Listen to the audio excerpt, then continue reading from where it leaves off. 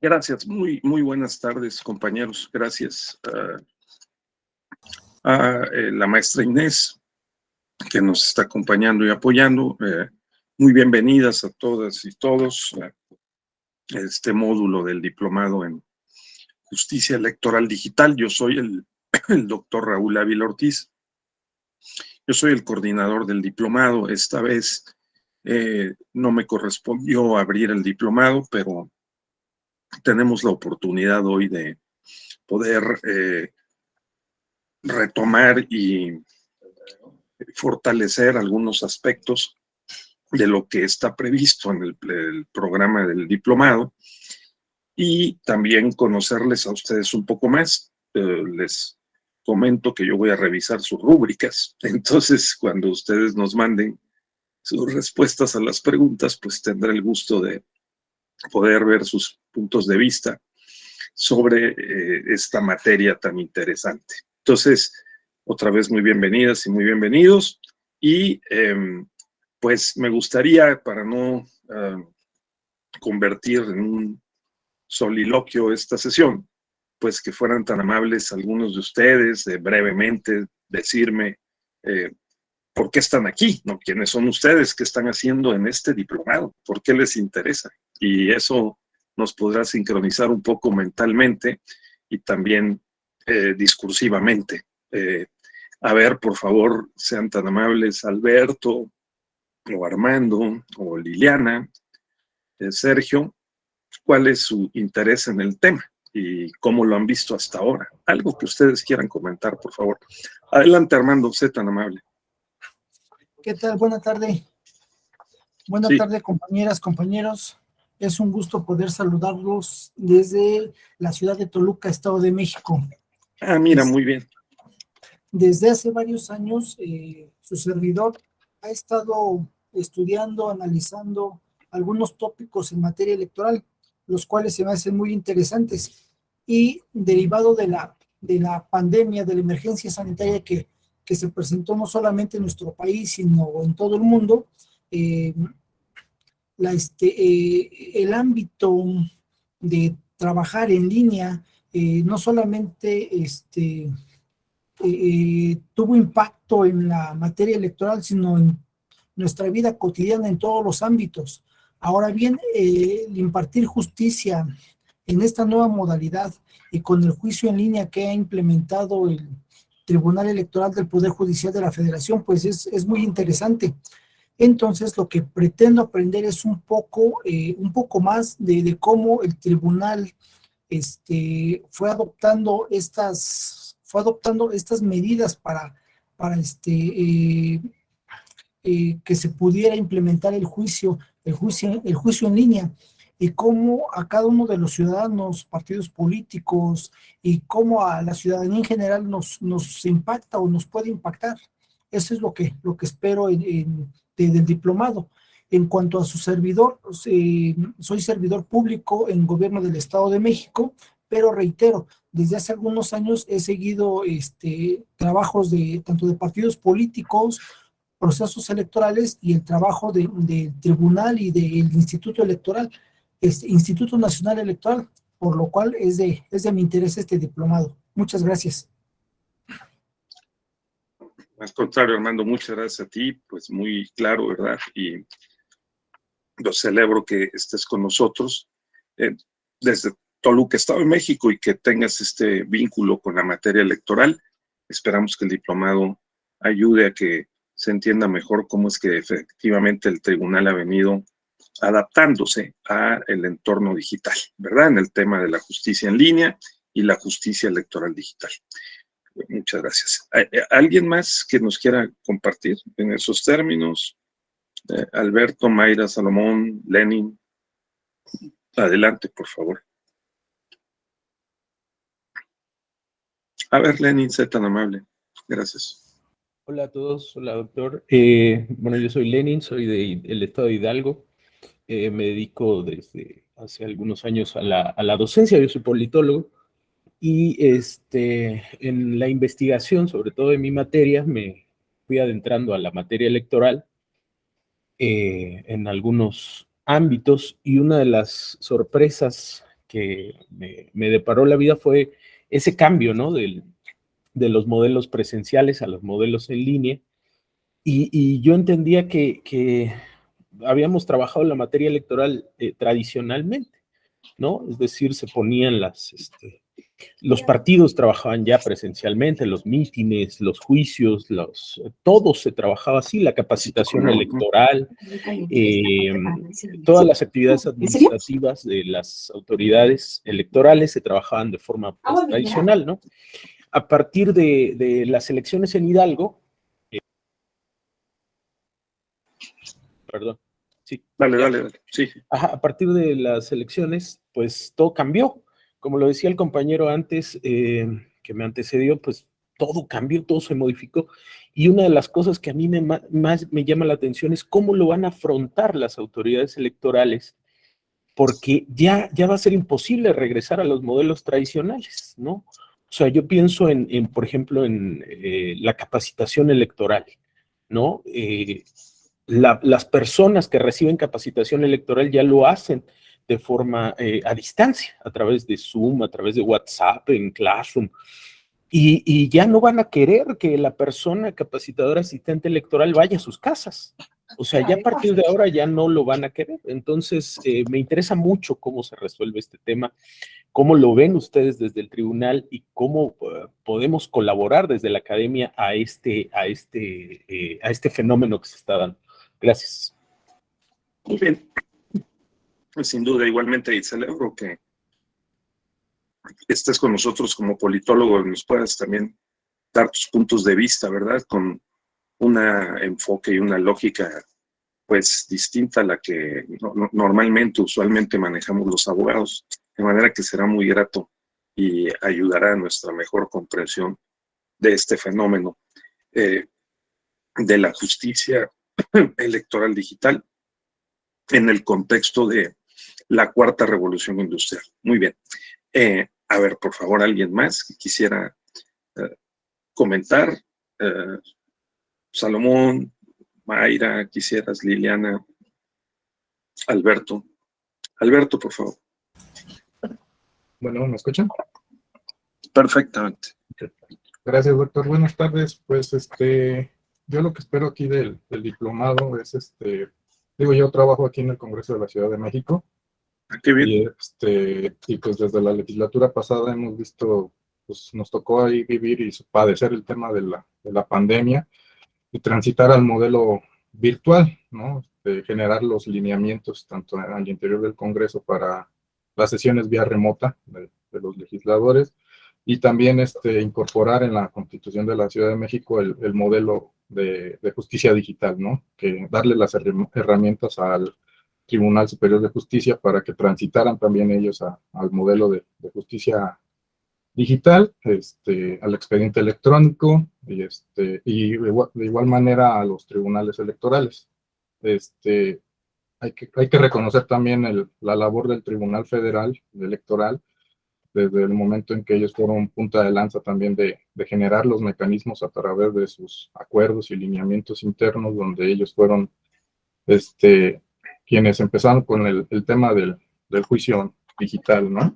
Y pues lo que espero aquí del diplomado pues, es ver los alcances, ¿no? De este nuevo modelo de justicia digital y los nuevos retos que debemos de afrontar. Digo, ya lo platicábamos en la primera sesión, los grandes retos que afronta esto, el derecho a la desconexión. Pues hemos visto que ya somos sujetos obligados casi a estar 24 horas pegados al teléfono o disponibles en nuestro ambiente laboral. Pues hay que generar los mecanismos para generar los límites, ¿no? De esa desconexión que pudiéramos tener para también tener nuestra vida personal en el ámbito laboral también. Y básicamente es eso, en el ámbito electoral, pues conocer los nuevos retos que deberemos de afrontar en esta materia. Correcto. Muchas gracias, Alberto. Qué bueno, también tus comentarios, tu experiencia nos será seguramente de mucha utilidad, ¿verdad? Para este diplomado. Muchas gracias. Entonces, ¿alguien más? Tenemos algunos minutos todavía. Asael, ya nos habíamos encontrado en otro diplomado, ¿verdad, Asael Vicente? Sí. Bueno, ¿y dónde estás, Asael? Recuérdame. En Alvarado, Veracruz. Ah, claro, en Veracruz, sí. Sí, cómo no. Que, creo que has estado en la materia electoral también, ¿verdad? Sí, he estado como capacitador, supervisor, vocal de capacitación en el OPRE, consejero en el OPRE, consejero distrital del Distrito 19 de San Andrés Tuxtla. Sí, magnífico. Entonces, qué bueno que estás con nosotros en este diplomado también. Pues muy bienvenido, Asael. ¿Alguien más? Podríamos todavía escuchar a una mujer, Israel, y luego una mujer. Sí, a ver, Israel, por favor. Hola, ¿qué tal? Muy buenas tardes, doctor, compañeros. Pues a mí realmente me llamó la atención este diplomado. Me gusta la materia electoral, aunque no trabajo en ello, pero el tema esto de lo digital, que está muy en moda últimamente a raíz de la pandemia, de todo esto, este nuevo contexto que nos ha tocado vivir a quienes somos servidores públicos. Y en este momento, por ejemplo, estoy en un área que justamente tiene que ver con justicia digital y que ha llevado a que pues se tengan, por ejemplo, pues los juicios en línea, que haya un sistema de interconexión con el Consejo de la Judicatura Federal, que haya un sistema de juicios en línea con la Suprema Corte de Justicia. Y a mí me parece que por ejemplo, yo estoy en Ciudad de México y pese a que aquí en Ciudad de México hay pues infinidad de dependencias, tanto federales como locales, no todas tienen las mismas posibilidades de poder brindar este tipo de acceso a la justicia, digamos, al derecho de petición de los ciudadanos, por la misma capacidad que pudiera tener una u otra dependencia, ¿no? Y yo lo viví al inicio de la pandemia. Estaba trabajando en una dependencia, en una dependencia del gobierno local, y por ejemplo, de un momento a otro, cuando se cerraron las actividades, se dejó de recibir a la gente. Y esto fue un gran reto porque la gente finalmente, ahí donde yo estaba, atendíamos víctimas y la gente pues finalmente busca una respuesta, hace una petición y de repente se encontró con que todo tenía que ser de manera digital. Vivimos en una época en la cual la brecha en cuanto al acceso a las tecnologías es muy amplia, pese a vivir aquí en la Ciudad de México, ¿no? Que es como, es una de las ciudades más desarrolladas y que se ha comentado mucho que tiene acceso a Internet y que hay acceso a tecnología, pero pese a ello representó muchas dificultades. Entonces, de un día para otro, tus áreas de gestión tenían que decirle a la gente, no le puedo recibir en físico, tiene que mandarlo al correo electrónico tal y tiene que esperar la respuesta en un determinado tiempo, ¿no? Y esto empezó a generar atrasos muy fuertes en cuanto a estos derechos que tiene la gente de acceder a la justicia, no solo electoral, sino en todos los aspectos. Lo electoral es otro aspecto que por eso me llamó la atención este diplomado, porque tienen una buena experiencia en ese sentido.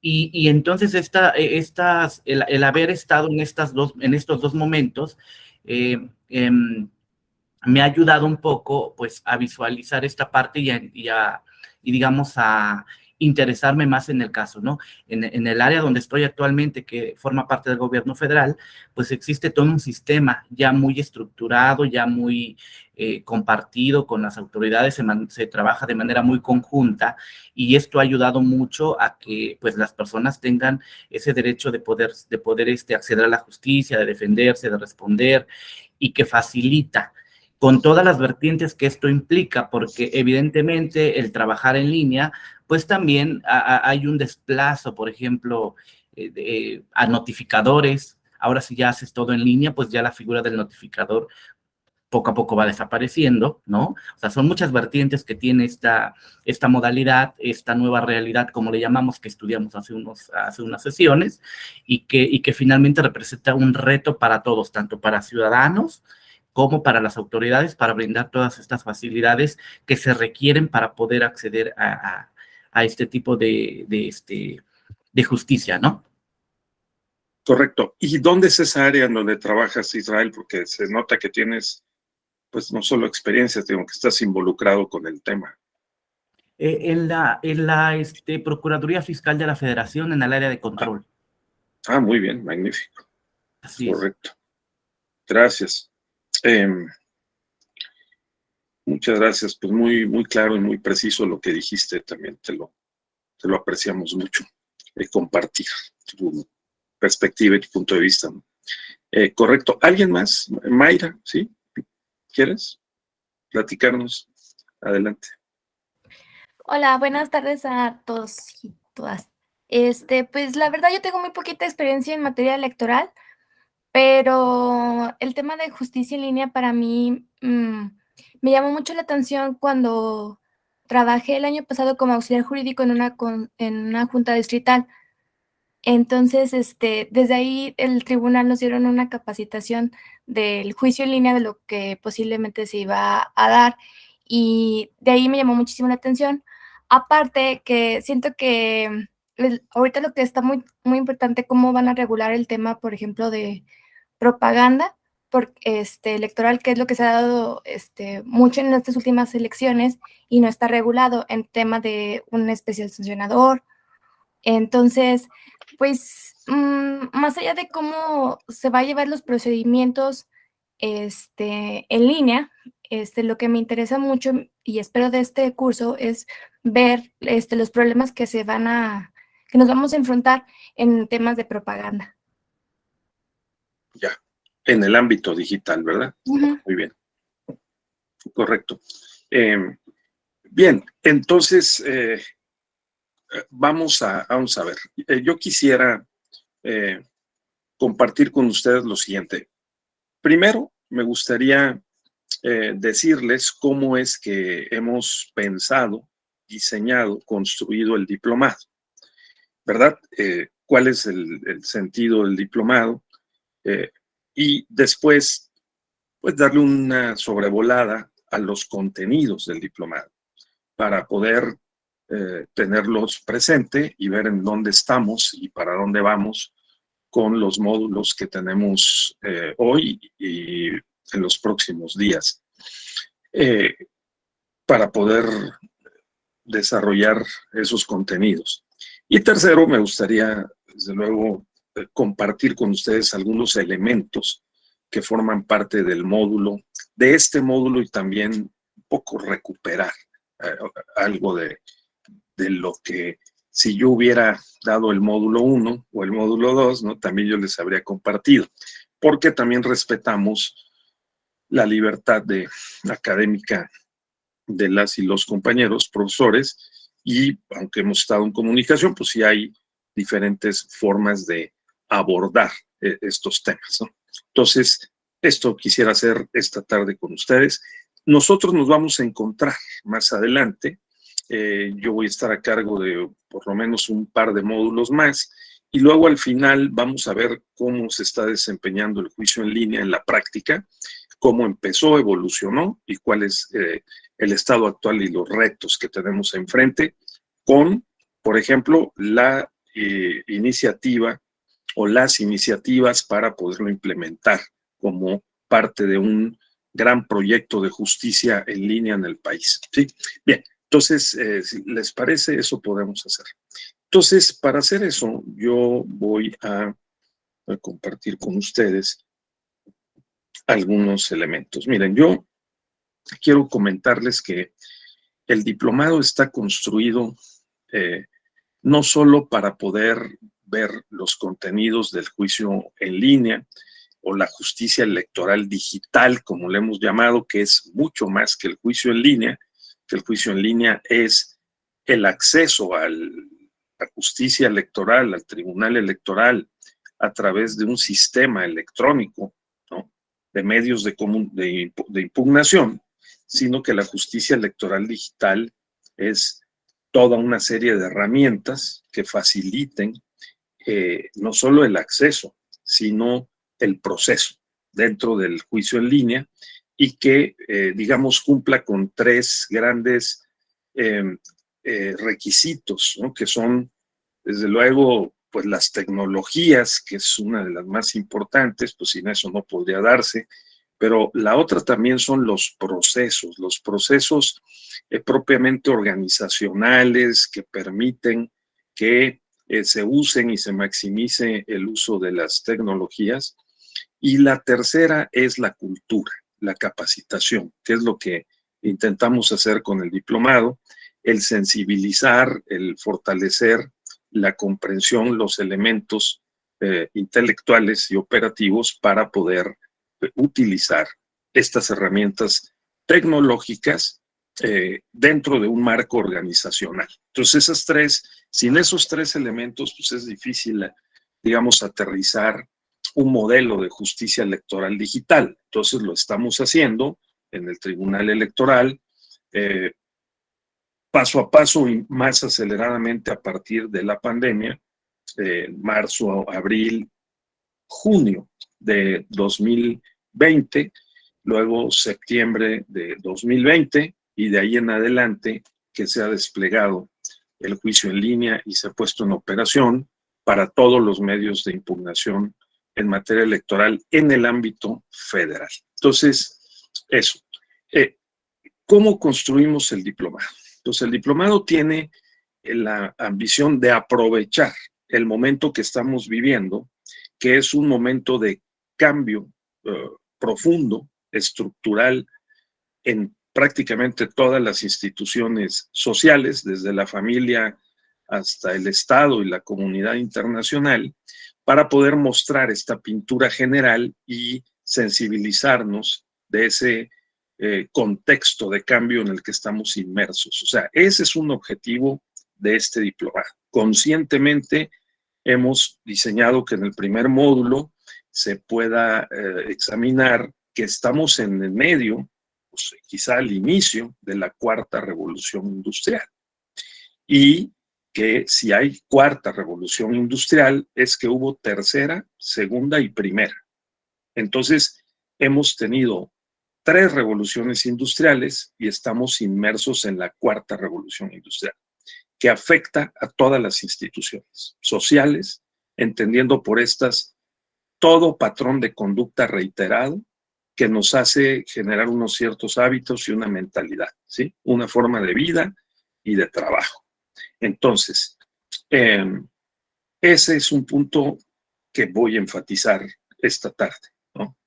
¿En qué consiste la cuarta revolución industrial? Y nos vamos a detener un poco en eso dentro de unos minutos. Segundo, la idea también es que podamos, digamos, comprender que la evolución del Estado y de la justicia dentro del Estado como una de sus principales funciones se ve afectada por estas revoluciones industriales. La prueba es que hoy estamos ante un reto de adaptar a las instituciones como a los poderes judiciales, los tribunales electorales, a este cambio histórico como parte del Estado constitucional y, digamos, la idea del Estado constitucional, como sabemos, es, como hoy discutieron los ministros de la Suprema Corte ayer y hoy con motivo del tema de la prisión preventiva oficiosa, la idea del Estado constitucional es la protección, la garantía, la tutela efectiva de los derechos fundamentales. No solamente los derechos fundamentales tradicionales, sino yo diría que hoy también los derechos digitales, como bien se dijo aquí, y estos derechos digitales están en plena elaboración, ¿verdad? A través de algunas iniciativas que son incipientes y que están discutiéndose cuál es la naturaleza de estos derechos digitales, cuáles son sus contenidos y cuáles son sus alcances y sus limitaciones. Alguien dijo derecho al olvido, en efecto. Diría yo derecho a la conexión, primero, ¿no? Y a la desconexión también, derecho a formar parte de la sociedad de la información y el conocimiento, artículo 6 de la Constitución, y que podamos acercar las instituciones desde la perspectiva del Estado y de la justicia a los justiciables, a la ciudadanía, a la sociedad. Ese sería el sentido.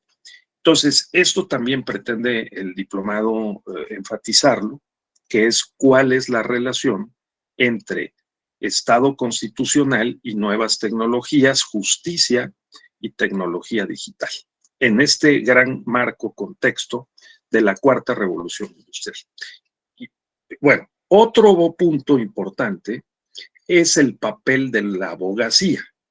Los abogados, las abogadas, en todos los contextos contemporáneos, no solo del mundo occidental, nos enfrentamos una vez más, y yo creo que todas las profesiones, al reto de la adaptación, como nos ha pasado en otros momentos, en otras etapas de la evolución de la civilización.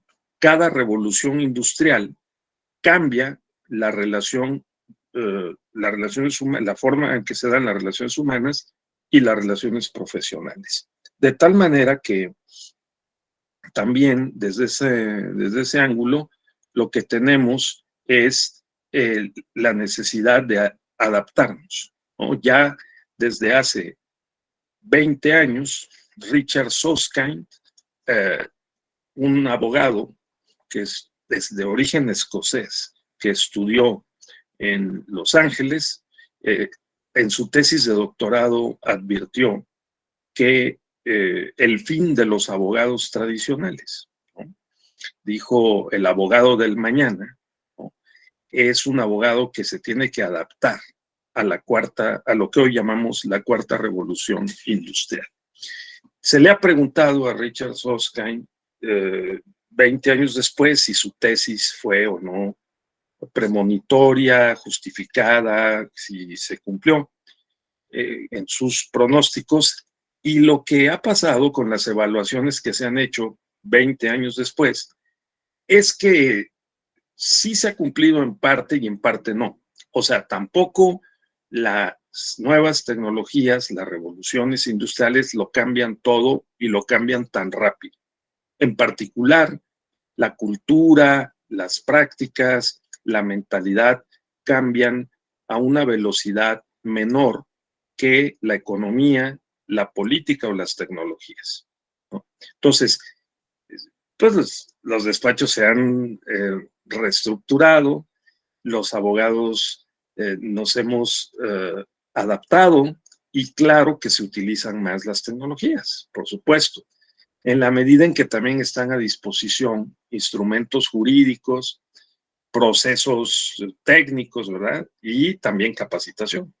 Entonces, en esa medida, pues el juicio de amparo, por ejemplo, se puede llevar todo en línea, y más recientemente las acciones de inconstitucionalidad o las controversias constitucionales, así como los medios de impugnación en materia electoral. Entonces, pero es un proceso que no ha sido ni tan rápido ni contundente. Richard Susskind entonces ha admitido que su pronóstico del apocalipsis jurídico, ¿no?, a manos de las nuevas tecnologías, pues no se presentó como tal, pero sí ha impactado a la profesión de la abogacía.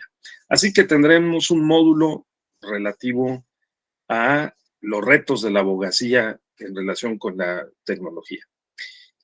Después tendremos otros módulos en donde, bueno, ya vamos viendo cómo es que el fenómeno se ha estado presentando, por ejemplo, en la organización de las elecciones.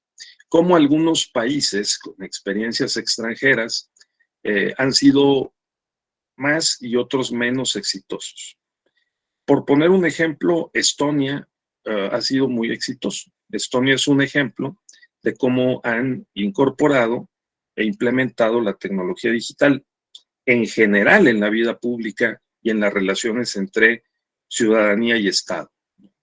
Por ejemplo, Brasil, en el subcontinente latinoamericano, es un ejemplo también de éxito, porque entre 1995 y 2005 cambiaron su modelo electoral, incorporando la máquina para votar digital de carácter híbrido, digamos que como si fuéramos al cajero automático, pues se teclean unos números, se oprime una imagen para confirmar el voto, se teclea el número del candidato, se digita, o sea, se toca el touchscreen, la figura del partido, el emblema, y cae en la urna transparente el recibo, de tal manera que se puede revisar, si hay alguna duda,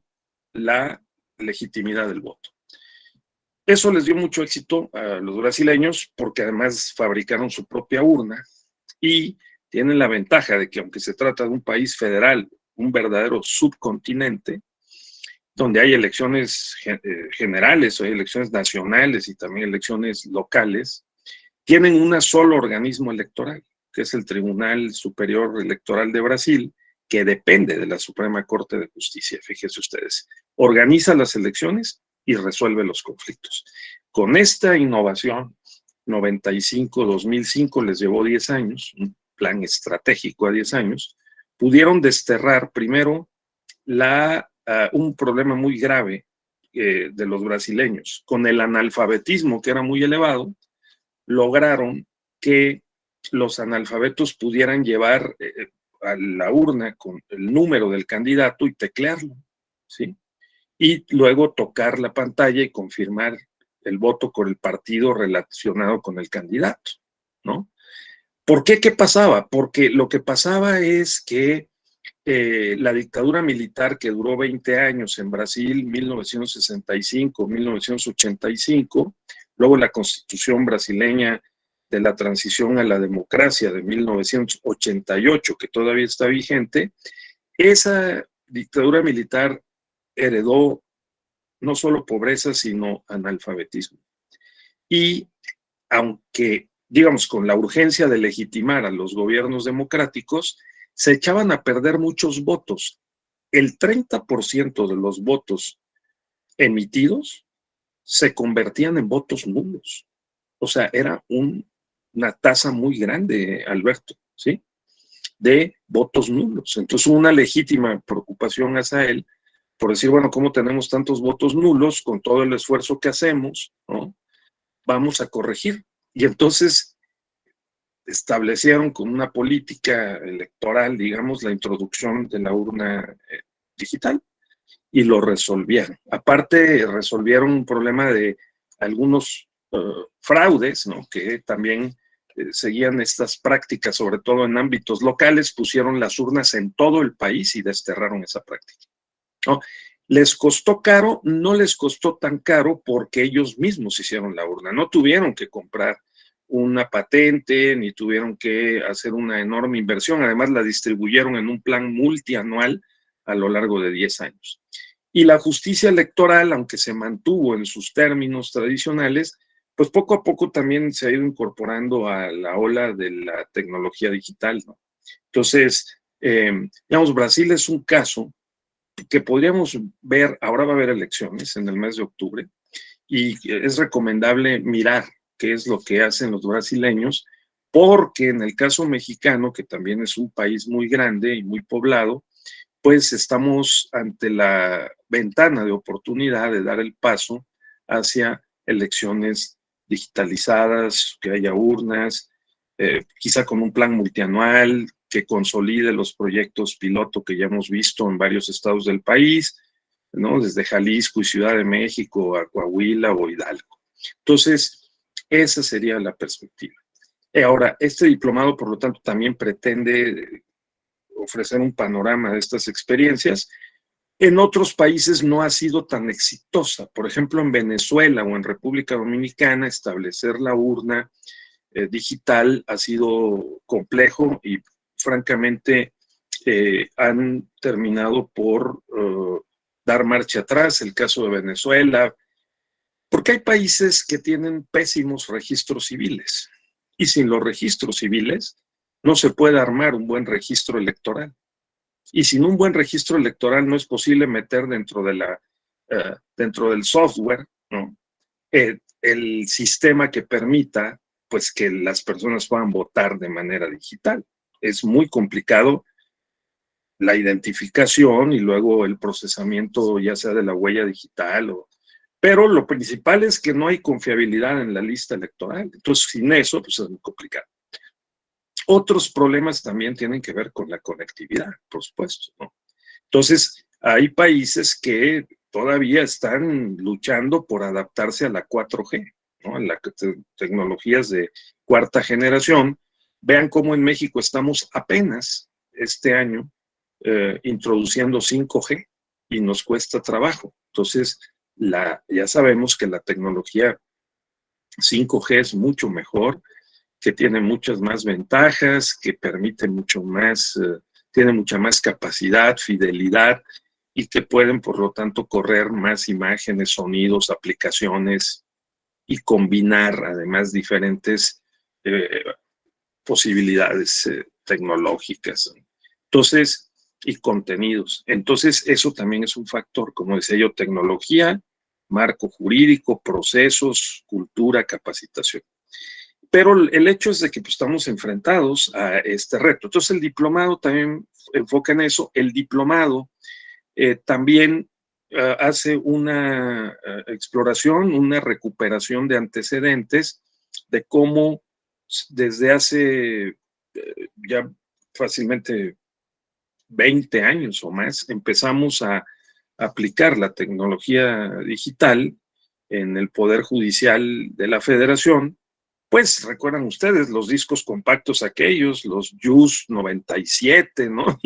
Y los que entraban en algún dispositivo para leer el disco compacto en las computadoras, y como poco a poco se fueron pues instrumentando las listas de acuerdos digitales, o como tenemos el caso del Tribunal Fiscal de la Federación en su momento, Tribunal de Justicia Fiscal y Administrativa, ¿verdad? Y varios tribunales locales superiores de justicia con más desarrollo institucional también adaptaron aplicaciones tecnológicas. Hasta llegar por el lado del juicio de amparo, la ley de amparo 2013 que prevé el juicio en línea, y más recientemente, como decíamos, acciones, controversias y medios de impugnación en materia electoral. Entonces, el diplomado se dirige hacia allá hasta llegar a lo que pasó en 2020 y de qué manera la Sala Superior del Tribunal fue avanzando, primero con aquellos medios de impugnación cuya información y expedientes digitales tenía bajo su control, ¿no? El Tribunal Electoral, que era básicamente el recurso de reconsideración y el recurso que le recae o que se interpone en contra de la sentencia que le recae al procedimiento especial sancionador, o sea, el REP, el llamado REP, el recurso en contra de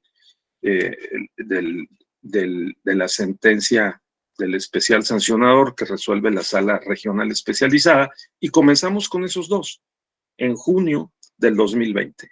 Pero en septiembre del 2020, el acuerdo de la Sala Superior, a la vista de que la pandemia se prolongaría mucho tiempo de manera indefinida, pues también fue acelerar y extender a la aplicación a todos los medios de impugnación en materia electoral. Desde entonces tenemos ese modelo. Bien, eso lo veremos más adelante, y al final veremos cómo funciona el juicio en línea a través de un tutorial.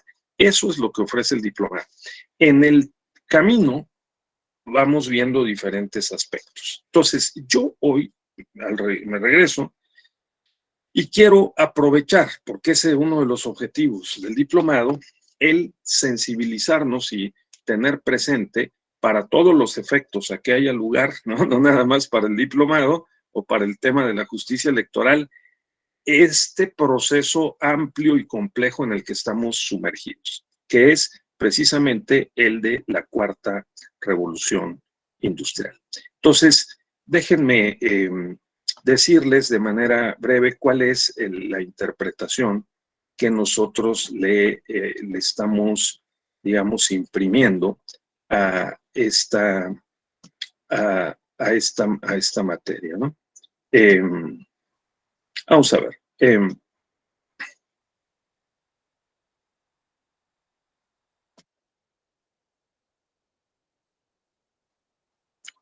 Permítame un segundito, ¿sí?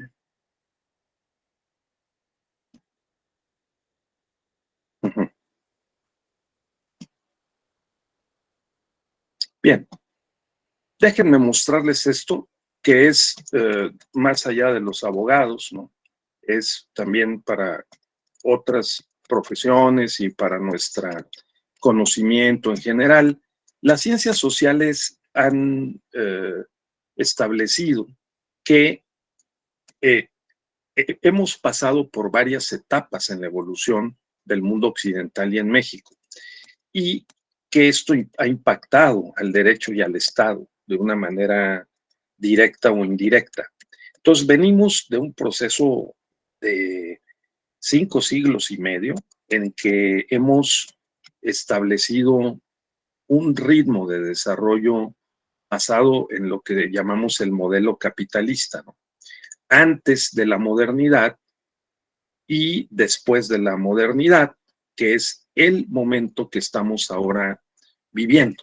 Entonces, antes de la modernidad teníamos, pues, lo que se llama una etapa premoderna, propiamente el mundo antiguo, Grecia, Roma, la Edad Media.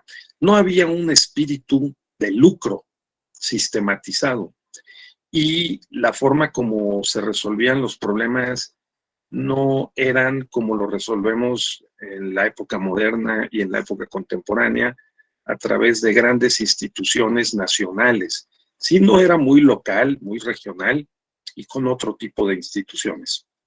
Es a nivel, vamos a decir que de los ayuntamientos o de los municipios, las pequeñas ciudades, pero conforme hemos avanzado en la curva del desarrollo, de las sociedades, de las economías, ¿no? Y las instituciones políticas, el derecho, las hemos hecho estas instituciones más grandes, más integradas, y a eso distingue a la modernidad. Del año aproximadamente 1450 en adelante, ¿verdad?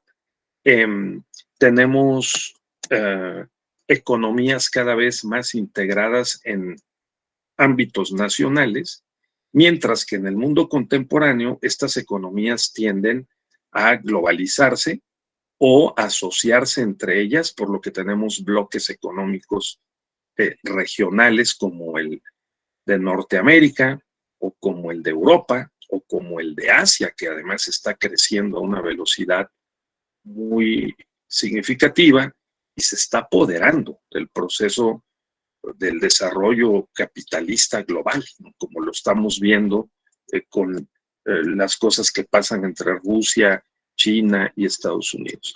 En cada vez que se da una revolución industrial, estos actores centrales de esta trama cambian. Así, por ejemplo, China, que dominó el comercio internacional antes de 1450, a partir de 1450 y 1750 sobre todo, perdió ese liderazgo. Y ese liderazgo, ahí está, ¿no? Modernidad, alta y baja modernidad, 1450, 1750, y luego 1750 en adelante, pues China perdió, España perdió durante la primera revolución industrial que se dio en 1780-90, ¿sí? Hasta las primeras décadas del siglo XIX. ¿Quién perdió? Perdió España, perdió Portugal. ¿Quién ganó? Ganó Inglaterra, ¿sí? ¿Quién perdió? Nosotros ganamos la independencia territorial, pero perdimos posición económica los mexicanos ante este mundo que cambiaba en esa época. Nuevamente, a mitad del siglo XIX e inicios del siglo XX hay una segunda revolución industrial, la revolución de la energía eléctrica y del petróleo. Ahí nos fue mejor. Nosotros durante la segunda revolución industrial hemos aprovechado muy bien las fuentes de energía no renovables, básicamente el petróleo, y nos ha ido mejor.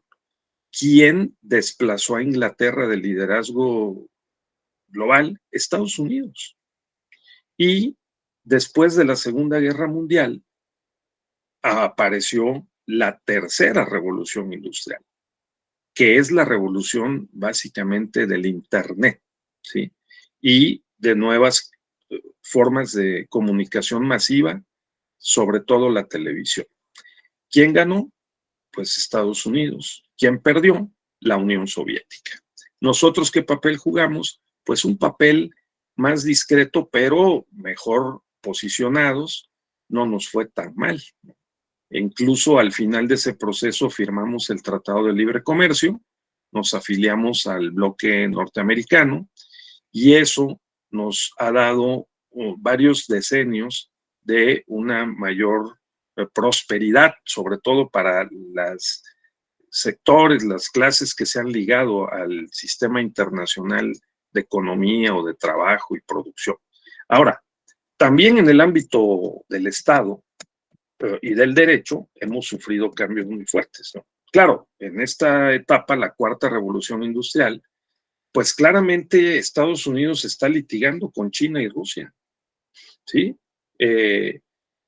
Es muy preocupante para algunos que Estados Unidos sea un imperio en decadencia y que probablemente vaya a ser en los próximos 10 años desplazado por China de liderazgo económico global. Hay indicadores muy claros de que eso está ocurriendo y vamos a ver en esta ocasión qué papel juega México, cómo queda posicionado en ese tablero internacional que se está removiendo, ¿no? Y pues parte de lo que está pasando tiene que ver con nuestra capacidad de subirnos a la revolución industrial en curso. Por eso es que tener una buena estrategia digital, el poder absorber las tecnologías de quinta generación, la 5G, el ampliar, extender la inclusividad, ¿verdad? A la conectividad a todo el país y al romper las brechas sociales y las brechas digitales es crucial para México. Porque si no lo hacemos, entonces el país se va a rezagar, ¿no? ¿Frente a qué? Pues frente a los países líderes que han generado estas tecnologías. Estados Unidos lideró este proceso con la tecnología 4G. Europa había comenzado avanzando en este proceso con las tecnologías de segunda y de tercera generación. Pero China está liderando este proceso con las tecnologías 5G. ¿De acuerdo? Entonces, también en el ámbito estrictamente intradigital, vamos a decir, ¿no? Adentro de la propia dinámica de las tecnologías digitales, hay una competencia muy intensa por asumir el liderazgo de este proceso. Y pues hoy por hoy, Europa, a ojos vistas, está perdiendo posición en la cuarta revolución industrial. Mientras que Estados Unidos está metido en graves aprietos y todo indica que China va a seguir avanzando en el liderazgo de este proceso junto con Rusia en alguna medida y el mundo asiático, en donde las tasas de desarrollo económico son mucho mayores que en el mundo occidental. ¿Qué tiene que ver? Tiene que ver mucho con el tema de la democracia y con el tema de la justicia, porque son modelos distintos de democracia y de justicia. En China y en los países asiáticos que siguen el modelo chino más o menos con ese esquema, pues tienen menos pluralidad que la que reina en el mundo occidental, pluralidad política, pluralidad ideológica, pluralidad de partidos políticos y por lo tanto también la justicia tiene otras características. Ahora, en cualquier caso, los usuarios de la justicia requieren el acceso más rápido y eficaz a los servicios de la administración de justicia.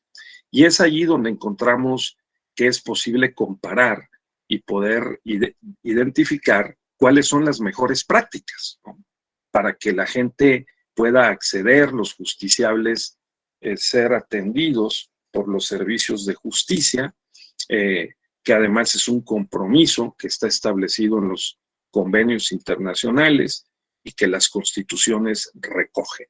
Como en México, claramente el artículo 17 de la Constitución, que establece los principios de la justicia, básicamente el acceso a la justicia y la tutela judicial efectiva.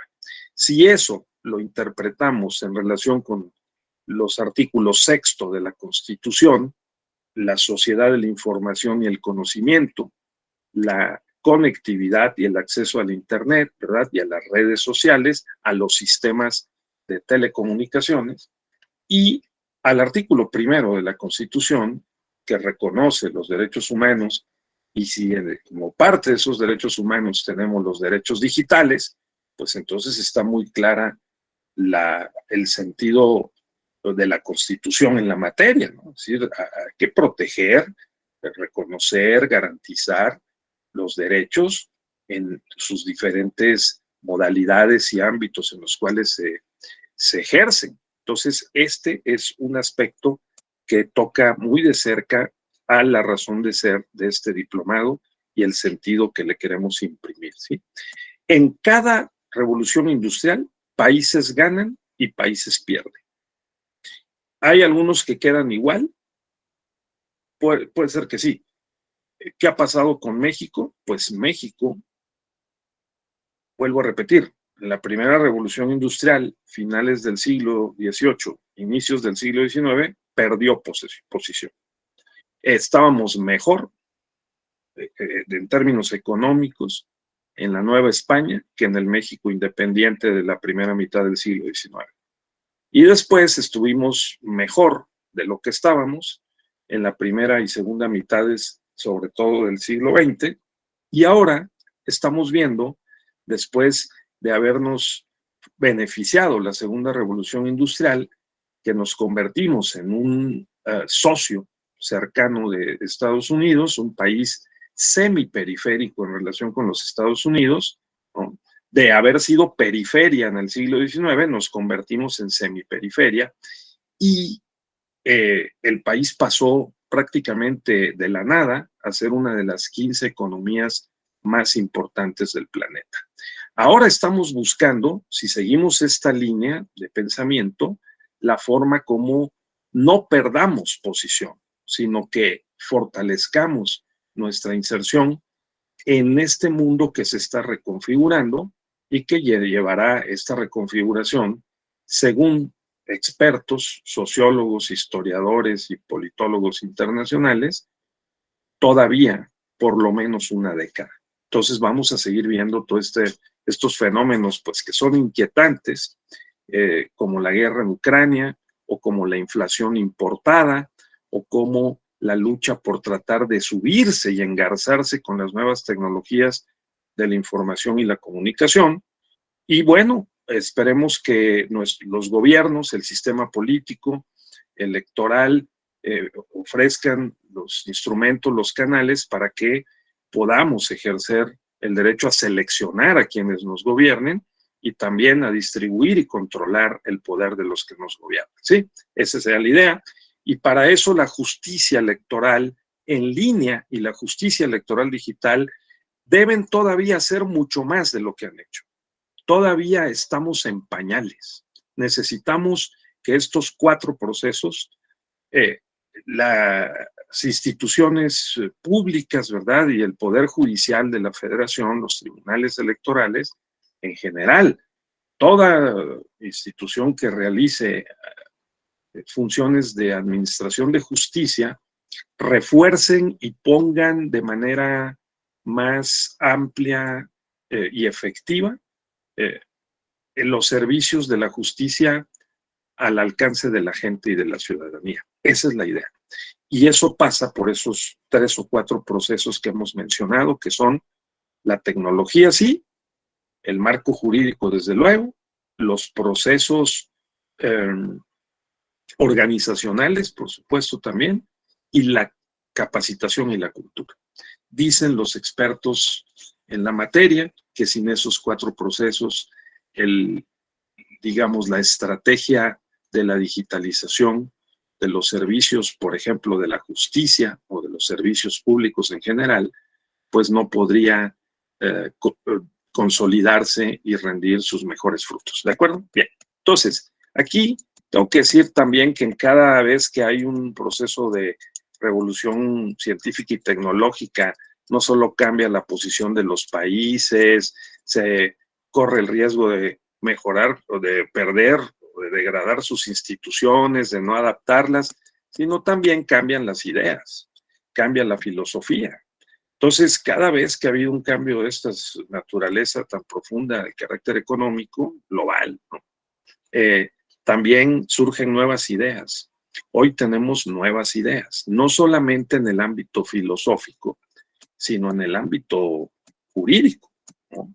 Entonces no me voy a detener en esto, pero pues hay múltiples corrientes filosóficas que han también, digamos, guiado desde una perspectiva de los valores, los principios, las finalidades e incluso los métodos, estos cambios, para poder, por ejemplo, apoyarse más en métodos racionales o en métodos empíricos, o poder desarrollar mejor métodos experimentales, poder perfeccionar la manera como nosotros tratamos de estar seguros de que la ciencia avanza, es legítima y le sirve a las sociedades, ¿sí?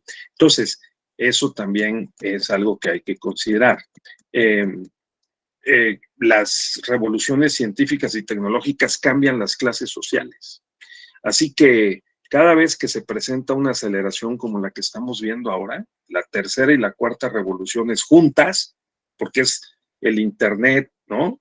Junto con los medios de comunicación masiva, más todas las redes sociales, más la biotecnología, ¿no?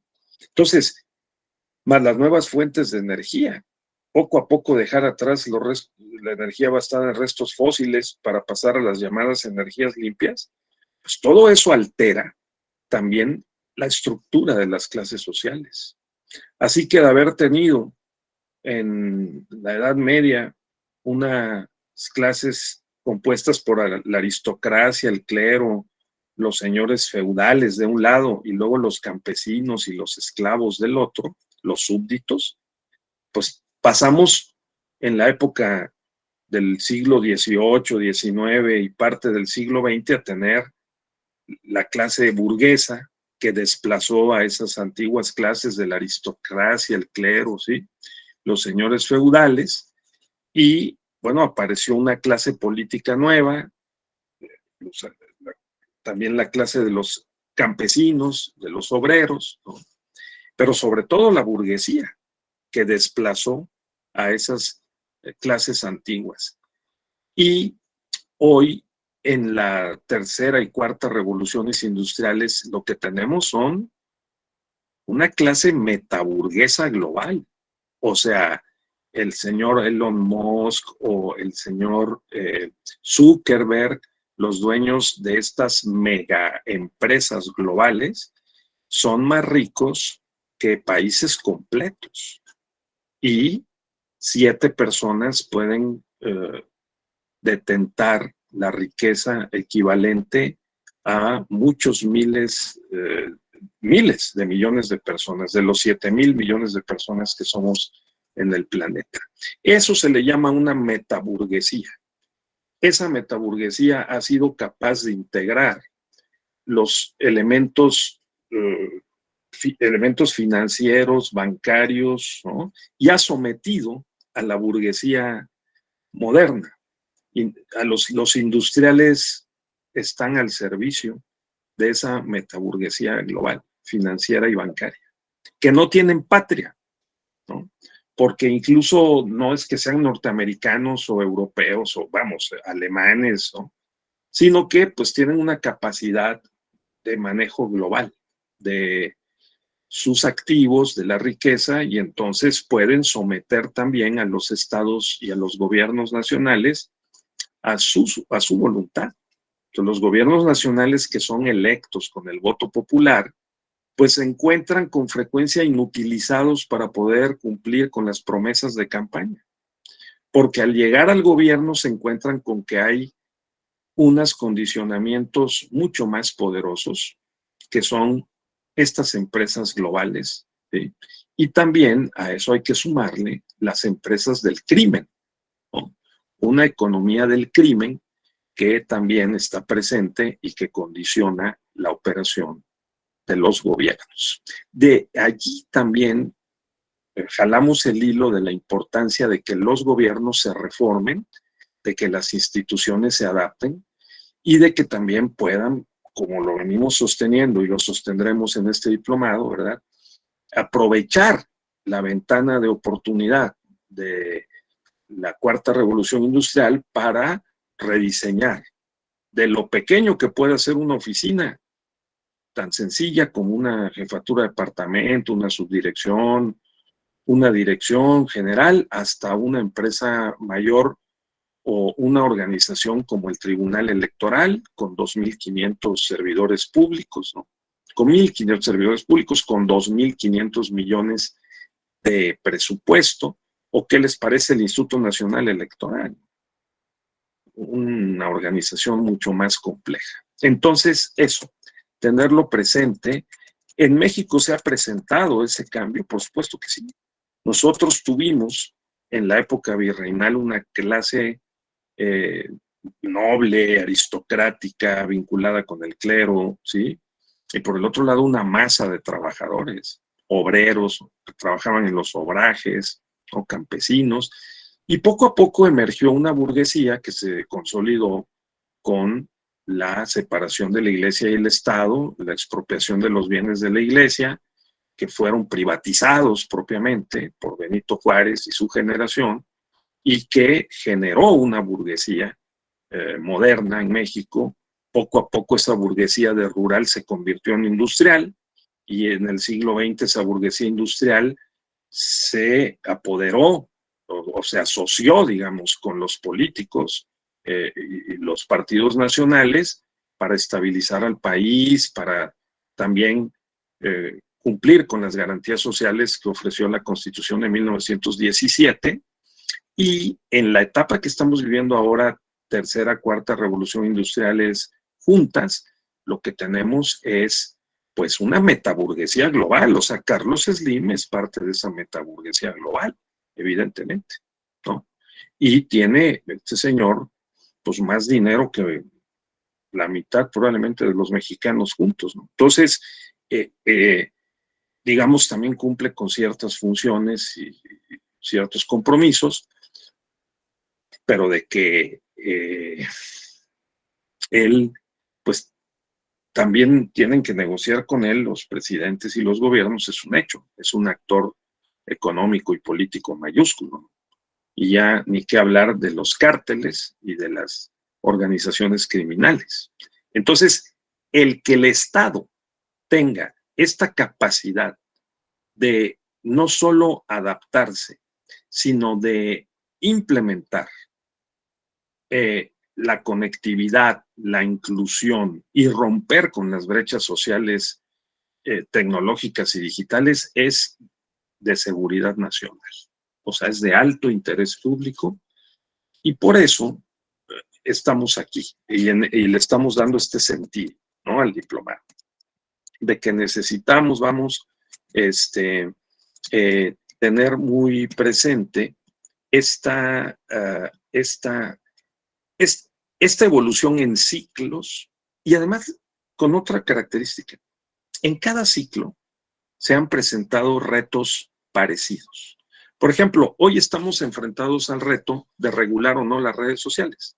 ¿Ustedes creen que se debe regular las redes sociales, o que se va a terminar regulando tarde o temprano las redes sociales? ¿O ustedes creen que deben, por una parte, mantenerse en un ámbito de libertad, como lo tenemos hasta ahora, desreguladas propiamente, hasta para efectos electorales, cuando nuestra compañera decía la propaganda electoral digital, ¿no?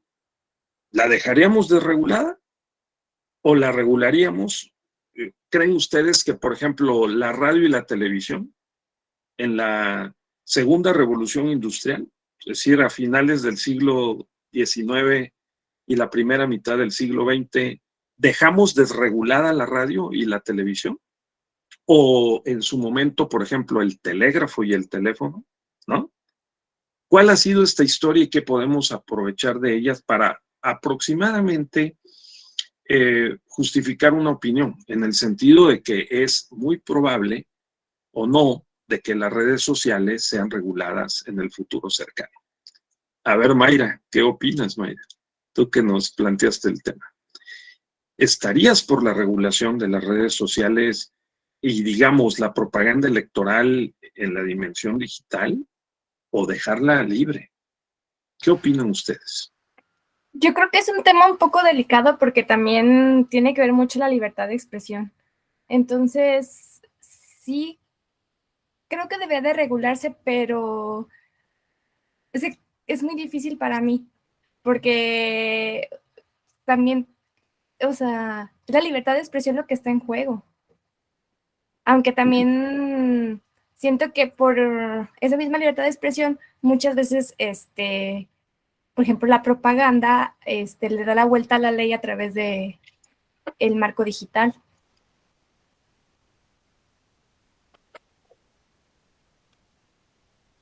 Correcto, estamos de acuerdo. Es pues sensible el tema por la libertad de expresión, ciertamente, pero fíjense ustedes que, de acuerdo con la experiencia histórica, se va a regular. En la medida en que las redes sociales, que todavía no lo hacen, se conviertan en la principal referencia noticiosa, informativa y para formar opinión pública y a modular la conducta electoral, en esa medida se va a regular. Hasta ahora no, porque el principal instrumento de difusión, de comunicación, al menos en México, yo creo que en la mayoría de los países de América Latina, yo creo que en todos, sigue siendo la radio, ni siquiera la televisión. La radio tiene más penetración y cobertura que la televisión o que las redes sociales. Entonces, en la medida en que el mercado electoral de los votantes está, digamos, bajo la influencia de los noticieros y de las expresiones y de la propaganda que se transmite a través de la radio y de la televisión, entonces el modelo de comunicación que tenemos seguirá vigente. Porque las redes sociales no tienen, aunque sí alcancen un grado de influencia que es identificable y que es aceptable, ¿no? Y que hay algunas elecciones, pues como la de Donald Trump o la de Obama, ¿no? O la del presidente de El Salvador, ¿no? Que ganaron con un hábil uso de las redes sociales, o que el propio presidente López Obrador llegue a decir o haya llegado a decir benditas redes sociales, porque eran un espacio más abierto que permitió con menos regulación tener una, digamos, mayor influencia en el electorado y movilizar, ¿no?, a operadores y a personas a través de las redes sociales.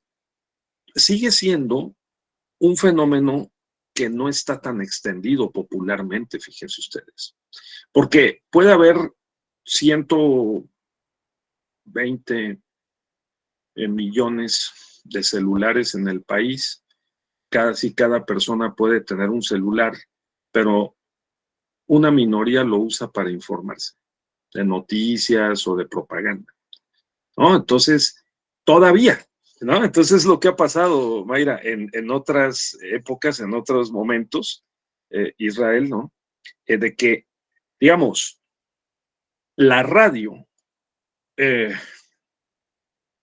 apareció a finales del siglo XIX, inicios del siglo XX, ¿no?, y la televisión en mediados del siglo XX, fíjense ustedes cómo en México pues primero hubo una disputa entre los partidos políticos en los años 20 y 30 por tener sus propios radiotransmisores y estaba desregulado. Y luego el gobierno también se hizo de sus propios radiotransmisores para transmitir, divulgar e influir en las percepciones, en la mentalidad y en la conducta. Lo mismo con la televisión. Y sin embargo, la primera ley de radio y televisión se vino a dar hasta 1962-63, como la primera ley de derechos de autor. ¿Por qué? Porque hasta ese momento la radio y la televisión influyeron en el mercado relevante de los intercambios comerciales y también en la mentalidad y en la conducta de las personas. Ese modelo sigue, digamos, presente y es preponderante. El mercado electoral de votantes está más influido, ¿no?, por la radio y la televisión que por las redes sociales. Eso es un hecho. Aunque crecientemente las redes sociales van avanzando en la curva de su influencia en el electorado, Israel, ¿no? Entonces, digamos, una tesis posible, según la experiencia o la evidencia histórica, es que las redes sociales van a ser reguladas en el momento en el que su influencia sobre el mercado sea preponderante, o por lo menos equivalente a la de la radio y la televisión. A ver qué opinan de eso, Israel o Alberto, desde la politología, ¿cómo se ve este fenómeno? Parecería tener cierta lógica, ¿no? De que, de acuerdo con la experiencia histórica de otros momentos de cambio tecnológico, así ha ocurrido, ¿verdad? Bien, entonces, ¿alguien quiere hacer algún comentario? Con mucho gusto. ¿No? Bueno, entonces vamos adelante. Me voy a seguir. Ahora vamos a ver esto. Miren, deseo fortalecer un poquito este tema que he venido comentando con ustedes, y que es el hecho de que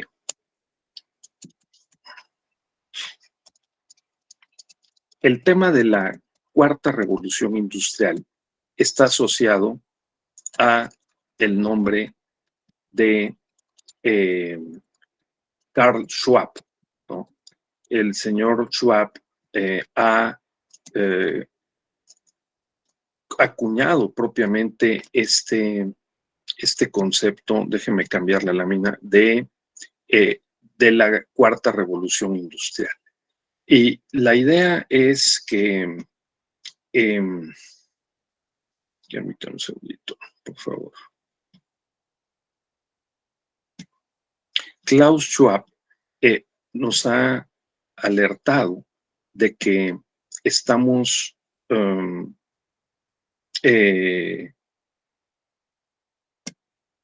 vamos a ver si aquí está.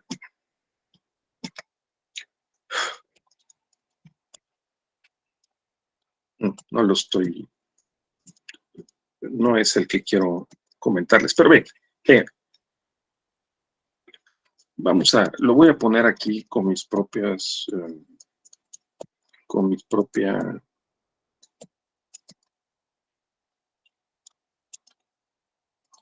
claro, entonces,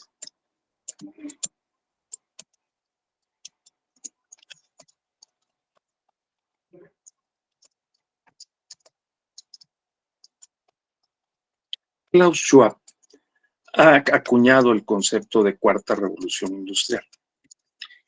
Lo que él plantea es que esta revolución industrial es mucho más compleja, más intensa y más dinámica que las anteriores revoluciones industriales. Entonces, el problema al que nos enfrentamos es que, digamos, se han desatado propiamente nuevas fuerzas tecnológicas que nos impactan de manera directa y impactan al Estado constitucional, a la democracia y a la justicia en su capacidad propiamente de dar respuesta a los retos y a los problemas de nuestro tiempo. Entonces, Klaus Schwab ha mencionado, es el creador del Foro Económico Mundial, y este señor digamos, publicado un par de libros, particularmente uno que se llama La Cuarta Revolución Industrial y otro que se llama COVID-19, El Gran Reinicio. Estos dos libros, La Cuarta Revolución Industrial y COVID-19, el Gran Reinicio,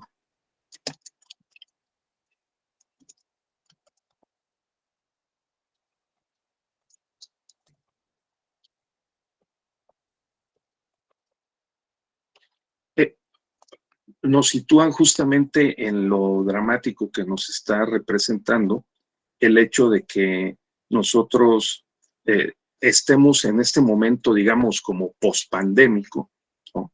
Viendo de qué manera vamos a poder restablecer las condiciones, vamos a decir, de la normalidad a la que estábamos acostumbrados antes de la pandemia. Y como ustedes dijeron al inicio de nuestra conversación, hasta qué punto vamos a poder realmente volver al estado en que nos encontrábamos. Porque hay ya fenómenos que parecieran, digamos, como irreversibles, ¿no? Quiero yo citar al respecto algunos datos, ¿no? En el sentido de que estamos ante una realidad bastante compleja. Por ejemplo, estamos hablando ahora ya no del universo como lo conocimos, sino tengamos presente el metaverso. El tema del metaverso, en donde se están haciendo negocios y vendiendo, rentando propiedades como si fuera un ente físico, y es un ente virtual. Entonces, hay además en esta nueva realidad, que no sé qué tanto tan normal sea, ¿verdad? Nuevas profesiones que van a terminar por desplazar a otras que han sido predominantes hasta ahora. Los desarrolladores de ecosistemas de realidades virtuales, o la ciberseguridad y los especialistas en ciberseguridad, ¿no? Los abogados especializados, pero en estas materias, ¿no?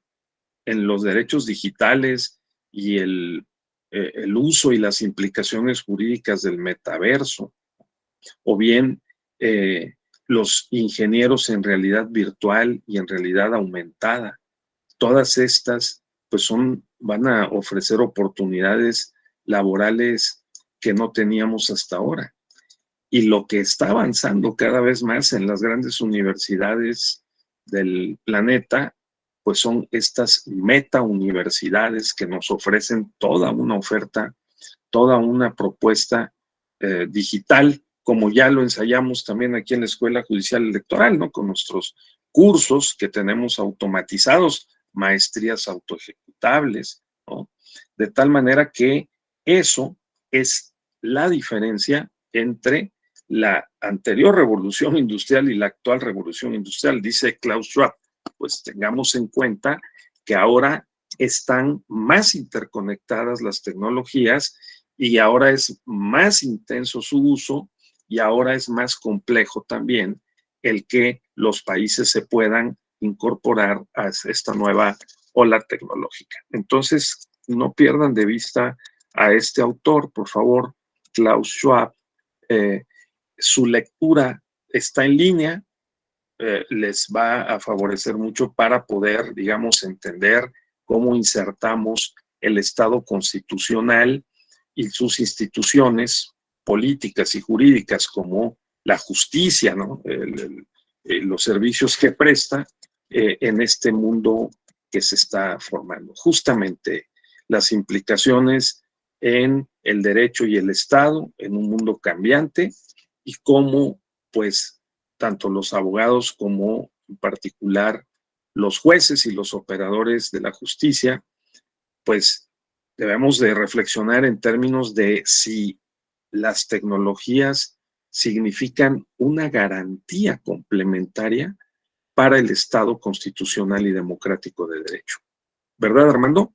O sea, si la tecnología, la justicia electoral digital, los juicios en línea, pueden ser entendidos como una garantía adicional para facilitar el ejercicio de los derechos y la observancia de los principios tales como el acceso a la justicia o la tutela judicial efectiva.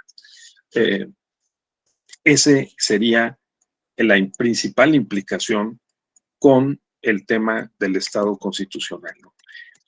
Por lo tanto, la democracia. Hay una cierta lógica en que se sostenga de que si hay crisis recurrentes de credibilidad, de legitimidad, de operación y de funcionalidad de las instituciones públicas, ¿no?, que también las pueden sufrir las organizaciones privadas, entonces podamos utilizar las nuevas tecnologías como un instrumento para resolver esas crisis de eficacia, de eficiencia, de operación, de efectividad.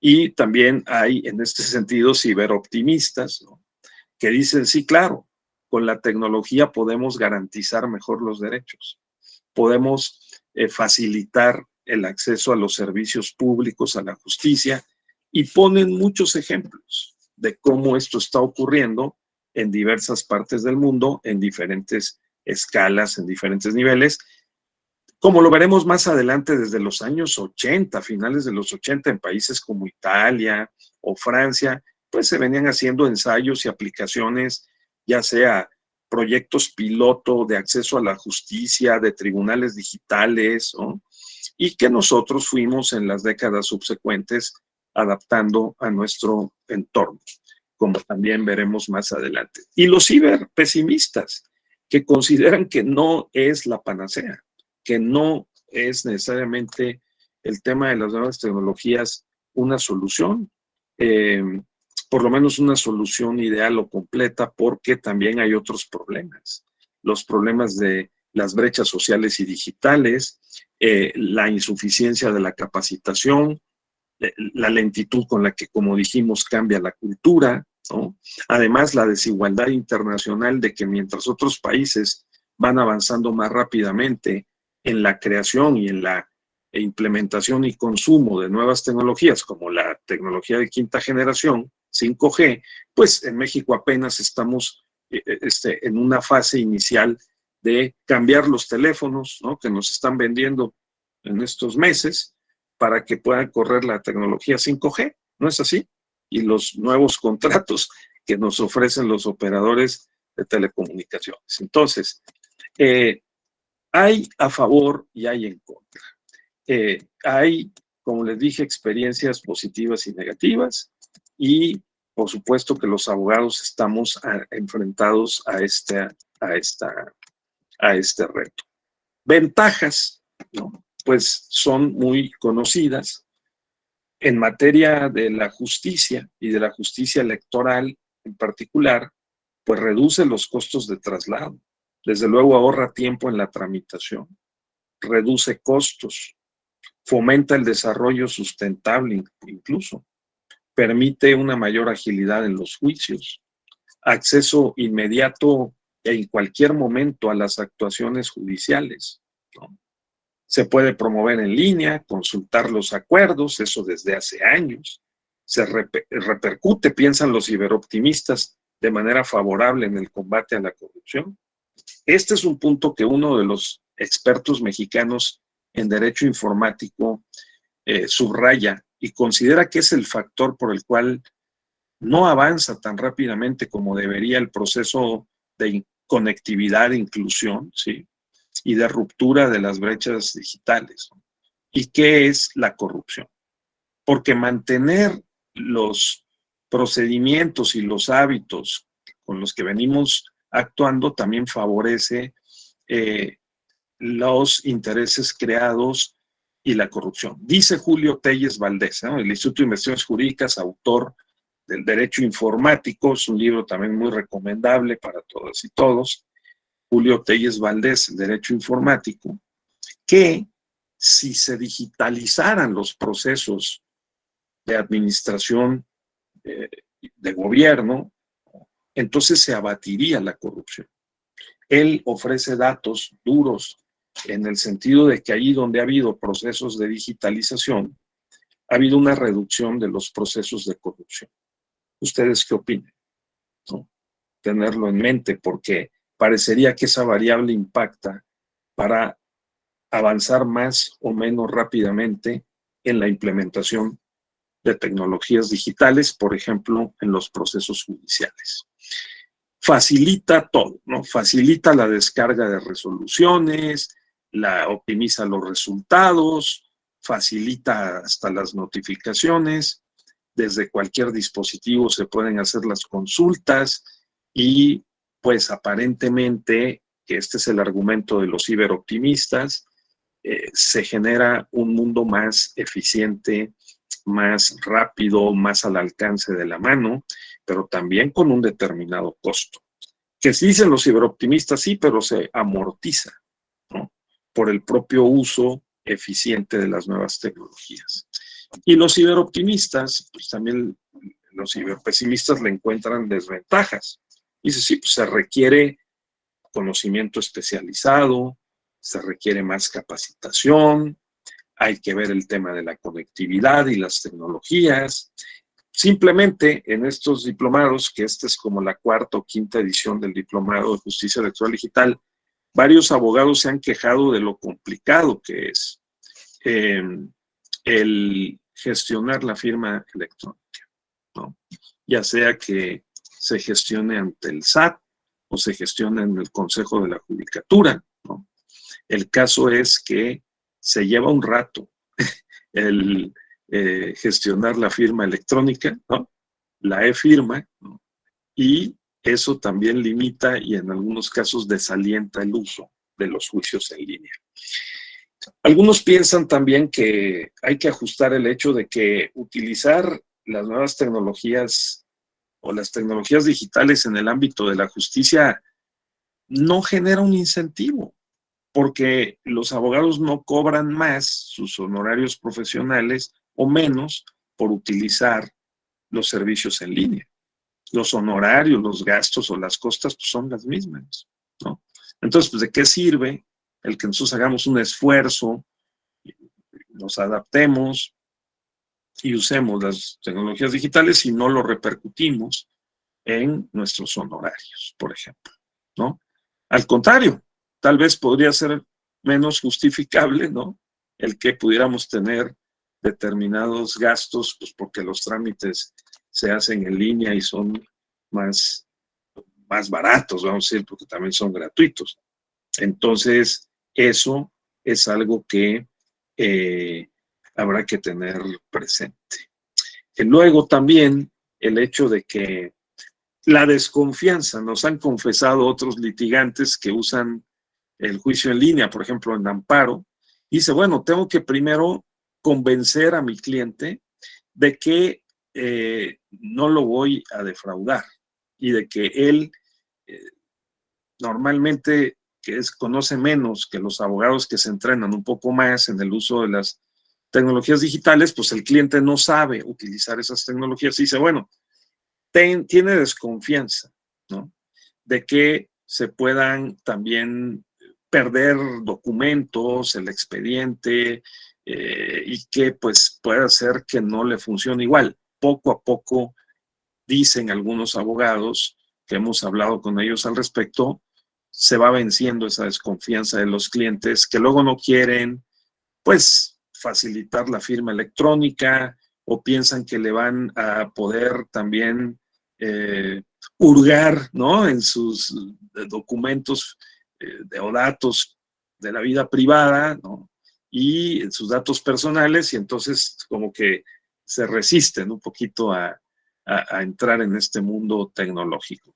Aparte, los ciberpesimistas también se refieren a las contingencias, a las fallas técnicas y un tema que es las pruebas, ¿no? La prueba digital, que luego en algunos casos pues sí es difícil no solo de poder gestionar, sino desahogar, ¿no? Una prueba técnica en materia en el mundo digital.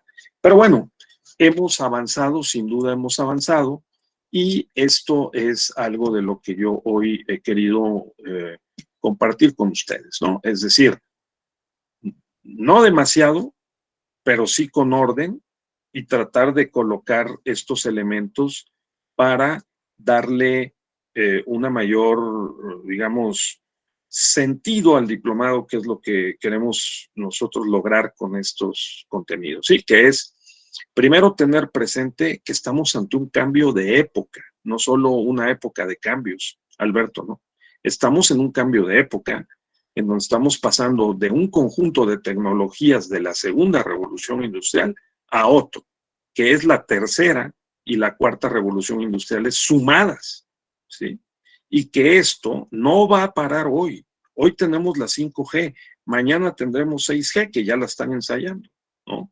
Y tendremos todavía una mayor separación de brechas digitales, que también pueden ser separaciones de brechas sociales. Es un gran reto, ¿no?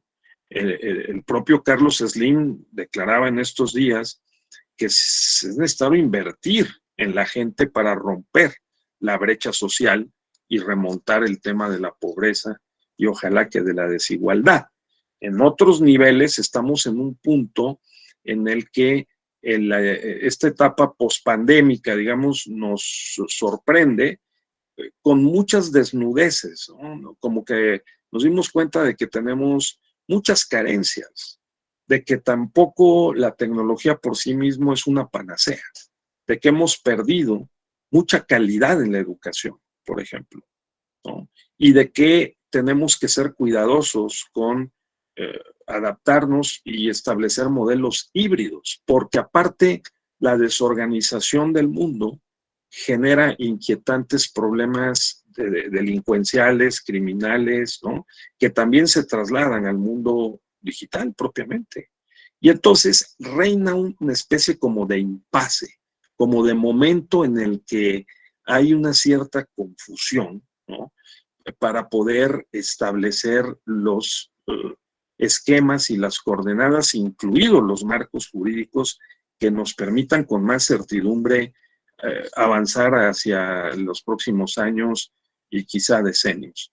Yo quiero ir terminando nuestra sesión hoy haciendo referencia a un artículo que está muy frecuentado, muy leído. Yo lo leí en el Universal. Se llama ¿Cómo podremos reemplazar las sociedades moldeadas por los multimillonarios de Silicon Valley? O sea, esta metaburguesía global. Dice, estos dos autores, John Alexander y Ariane Conrad, argumentan que las sociedades actuales necesitan una nueva narrativa, que se deshagan de las historias que venden tanto el autoritarismo como el consumismo. O sea, el modelo propiamente gubernamental y el modelo empresarial, ¿no? Dice, los titulares cargados de fatalidad en nuestros tiempos parecen indicar que solo hay dos futuros posibles, ¿sí? Uno de ellos es el del autoritarismo orwelliano.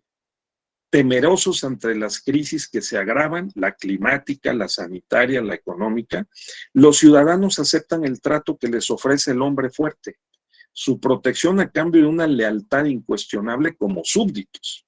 Lo que sigue es la abdicación del poder personal, la elección o la responsabilidad. En el otro, todos somos consumidores. La autosuficiencia se convierte en un deporte extremo. Los más ricos tienen en una mano sus lugares para escaparse o retirarse de la rutina en Nueva Zelanda y en la otra un billete para viajar a Marte. Imagínense, ¿no? El resto nos esforzamos por ser como ellos, valiéndonos por nosotros mismos a medida que los robots nos quitarán puestos de trabajo y se intensificará la competencia por unos recursos cada vez más escasos. Los beneficios de la tecnología, ya sea la inteligencia artificial, la biotecnología, la neurotecnología o la agrotecnología, van a parar a los más ricos, al igual que todo el poder de la sociedad. Ojo con eso. Se trata de un futuro moldeado por los caprichos de los multimillonarios de Silicon Valley, la metaburguesía global, ¿sí? Aunque este modelo se vende a sí mismo como garante de las libertades personales, ¿sí? La experiencia para la mayoría de exclusión es de exclusión, un mundo de ricos pocos y de pobres muchos. Ahora, ¿cuál es la tercera vía? Que aquí es a lo que yo quiero aterrizar y no dejarlos llorando, ¿no? Como con una actitud pesimista, ¿no? La tercera vía, ¿no? A pesar del ancho de banda y las ondas dedicadas a estas dos posibilidades, existe una tercera que es el llamado futuro ciudadano. El futuro ciudadano. Los autores explican que el concepto de ciudadanía va más allá del ejercicio del voto y de otros mandatos previstos en la ley. Esto es interesante. En los últimos años se estuvo trabajando en un libro titulado Ciudadanos, una narrativa más esperanzadora para el siglo XXI. En este futuro las personas son ciudadanos y no súbditos o consumidores. Con esta identidad resulta más fácil ver que todos somos más inteligentes que cualquiera de nosotros. ¿Sí? Que hay que aprovechar las diversas ideas, la energía y los recursos de todos. Esta forma de ciudadanía no tiene que ver con el pasaporte que tenemos y va mucho más allá que votar. Representa un significado más profundo, cuyas raíces etimológicas se traducen literalmente como personas juntas. Los humanos nos definimos por nuestra interdependencia fundamental. Las vidas no tienen sentido sin la comunidad. Así que la idea es que identifiquemos los ámbitos en donde tengamos alguna influencia, encontremos colaboradores con propósitos comunes y nos comprometamos con instituciones que puedan coadyuvar para lograr esos objetivos inmediatos. Así que depende mucho de lo que nosotros hagamos y pensemos y estemos decididos a hacer. Por ejemplo, ¿sí? Hay muchos ejemplos ahora de cómo los ciudadanos se organizan para aprovechar la cuarta revolución industrial, digamos, ¿no?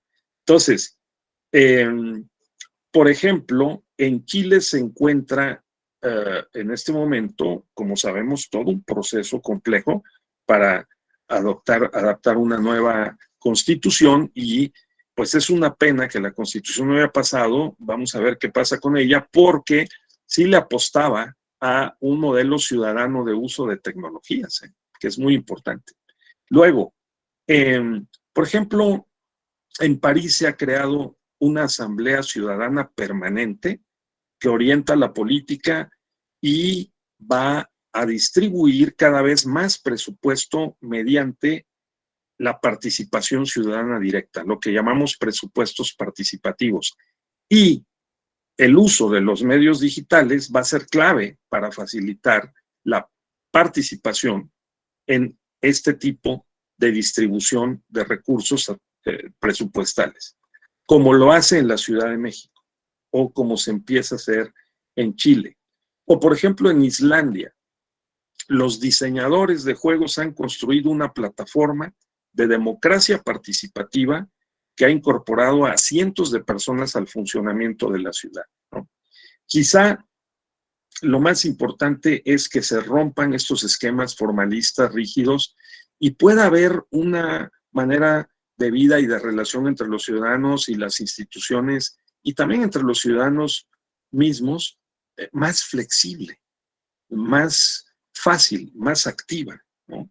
Que además esto permita una mayor vigilancia del poder público, ¿no? Por la vía de instrumentos más sencillos de acceso a la información, que los hemos vuelto muy complejos, ¿no? Y de esa manera, digamos, es como estos autores de esta obra Ciudadanos, ¿no? piensan que es posible encontrar una tercera vía entre el modelo corporativo, que también nos preocupa en el tribunal, por ejemplo, y desde el ámbito de la Escuela Judicial Electoral, que el modelo de justicia electoral y de transparencia y acceso a la información pública, o que forman parte de lo mismo, que es acercar la institución a la ciudadanía, sea muy rígido y que no logremos el objetivo de ir sensibilizando y facilitando esta interacción entre ciudadanos y justicia. Sí se entiende, ¿verdad? Y por el otro, que también las corporaciones privadas se conviertan en una amenaza, ¿no? En un ogro amenazante, en lugar de una plataforma o de un conjunto de mecanismos que nos faciliten la vida. Entonces, de ahí que yo haya querido pues comenzar esta tarde este módulo con esta, digamos, como cordial llamada de atención, en el mejor de los sentidos, ¿no? A pensar en términos de lo que está pasando, nos está pasando, y que es la cuarta revolución industrial. Que dentro de esa se ha presentado 2008-2009 la llamada Gran Recesión, o sea, el fin del neoliberalismo en su versión por lo menos más extrema y desregulada, y la pandemia por COVID-19, casi 10 años después, que ha desestabilizado, ¿no? La forma como nosotros veníamos pensando y operando en el mundo, y cómo las instituciones, particularmente para nuestros efectos, organismos electorales, tribunales electorales, tienen que adaptarse. Entonces, lo que vamos a ver en el diplomado es cómo esto ha estado ocurriendo antes, durante y después de esta década, y particularmente de la pandemia por COVID-19, ¿no? Para tratar de mantener la esperanza de que podemos tener mejores condiciones para conducir una vida en la que nuestros derechos y también nuestros deberes los podamos cumplir en condiciones más o menos normales y no estar sometidos a estas crisis recurrentes, ¿verdad?, de diverso tipo, incluido la crisis pues económica, pero también la crisis de inseguridad y de violencia, que lleva a la triste realidad para algunos de que tenemos más y muchos derechos en la Constitución, en las leyes o en los tratados internacionales, pero menos condiciones para gozarlos o ejercerlos, ¿no? Entonces es una paradoja el que estemos, digamos, metidos en esta condición. Por una parte, cuarta revolución industrial, sí, pero una década de doble gran crisis financiera, económica y de salud. Y ahora la necesidad de ya no pensar que fue un momento, el COVID, 2 años o 2 años y medio, en los cuales tuvimos que rápidamente colocar el juicio en línea y no, sino que se trate de un proyecto y de un proceso que sea una política de Estado, ¿no?, así como la política de la paridad o la política de las personas en condición de vulnerabilidad, pues que también la política de la digitalización y de su adaptación en las instituciones de justicia, que es lo que nos interesa centralmente en este diplomado, pues puedan avanzar de una manera coherente, consistente y efectiva. Y entonces vamos a ver en este diplomado cuáles son las fortalezas y las debilidades que registramos en la implementación del juicio en línea y su evolución potencial hacia la justicia electoral digital, que sería un modelo más completo, ¿sí?, que incluya estos 4 procesos. No solo infraestructura tecnológica, o sea, fierros, equipo, tecnología, sino también marco jurídico, organización y capacitación, educación, formación, cultura digital. Esa sería la idea. Y pues, ojalá que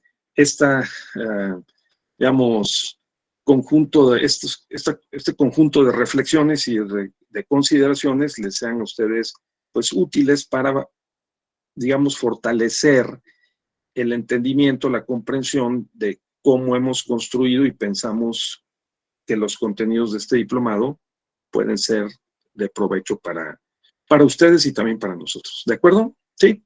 Bien, entonces estamos llegando al final. No sé si hay algún comentario o alguna observación, duda, pregunta. Armando, tú que empezaste, si quieres, pues, hacer alguna reflexión, comentario, con mucho gusto. Claro que sí. Muchas gracias, doctor. Tal vez para robustecer lo comentado durante su participación, quisiera mencionar que desde mi punto de vista, el juicio en línea o el uso de la tecnología para impartir justicia viene a maximizar los derechos político-electorales, no solo de la ciudadanía, sino de asociaciones políticas, partidos políticos, etcétera. Desde mi punto de vista, es más fácil hacer el uso de esta tecnología a los llamados nativos digitales, es decir, a las personas jóvenes y las personas no tan jóvenes como su servidor.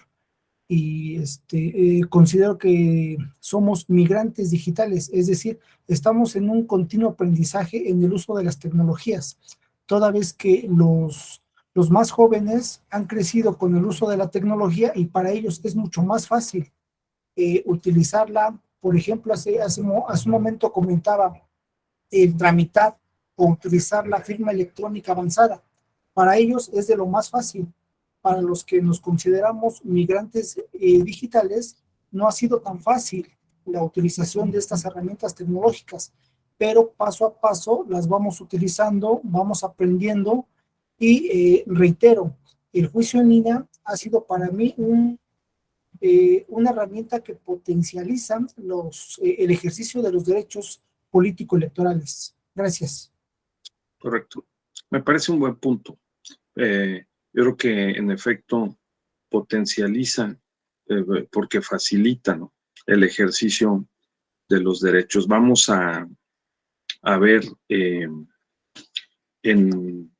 un módulo del diplomado más adelante casos, ¿no?, y sentencias que efectivamente pues protegieron ante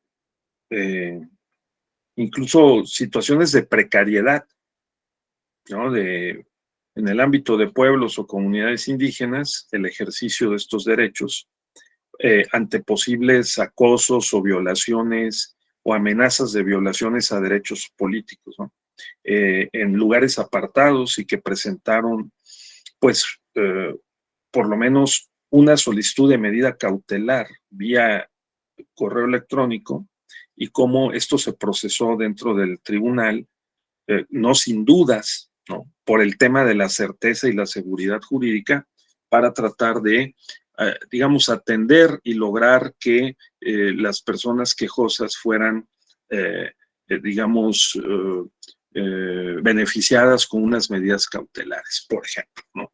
Y también cómo se ha dudado del sistema, cómo se ha impugnado el sistema, Coahuila, Hidalgo, ¿no?, Nayarit. O sea, ha habido varios casos en que se ha puesto en duda la legalidad o la constitucionalidad del sistema de juicio en línea.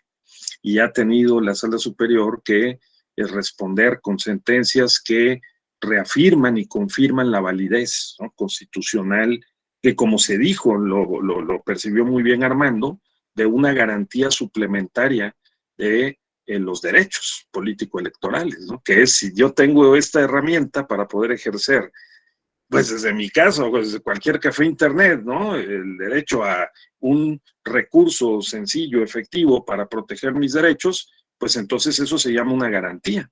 Esa es una técnica de garantización de los derechos político-electorales. Entonces, muy bien, Armando, te felicito por esa observación. Yo creo que muy bien registrada.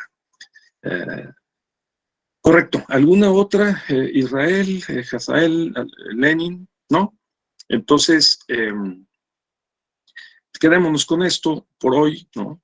Y veámonos pronto en nuestro diplomado, que va a seguir adelante.